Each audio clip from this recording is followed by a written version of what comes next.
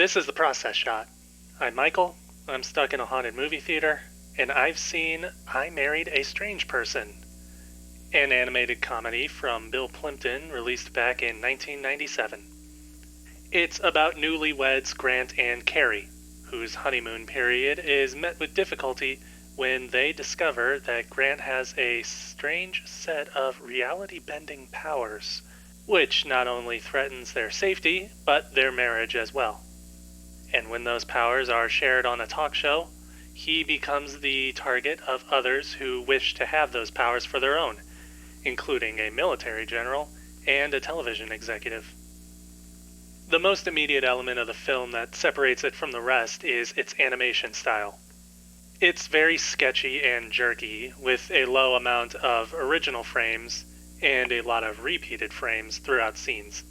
It's definitely odd, seemingly focused on providing movement in every frame versus a smooth and natural visual experience, but it's still very unique and expressive.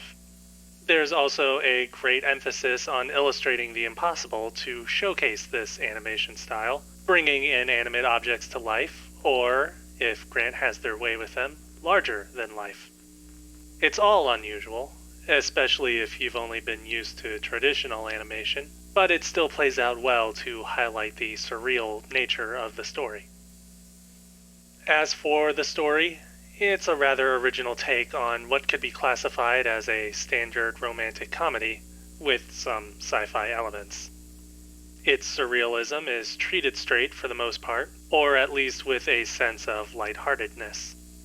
Despite the raunchiness and numerous innuendos, the film focuses more on the relationship and troubles of Grant and Carrie, with Grant trying his best to be a model husband despite his new powers, and Carrie struggling to reconcile his powers with her fears and concerns.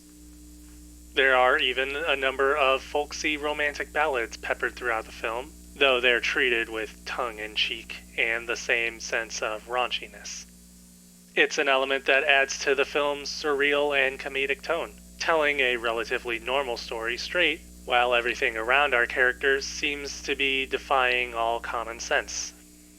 Defying reality seems to pretty much be the main idea that drives the story and its characters. Everything in the film mimics realistic life and situations and people, but it's all played for laughs, as the stakes at play continue to escalate and become something completely impossible, even for the disbelief that films ask you to bring when watching them. But the film's animation style and design seem to play into this, presenting this unusual world in an unusual fashion, and putting your worries at bay more or less, telling you that nothing is going to be normal here. Sexy maybe, but not normal. I Married a Strange Person. Bill Plympton, 1997. 4 stars. I say to give it a watch. That's the end of the review. Likes and comments are appreciated. Feel free to subscribe if you want. And, oh, yeah. The movie has a lot of sex in it. I think I mentioned that. Or was that another movie? I don't know anymore.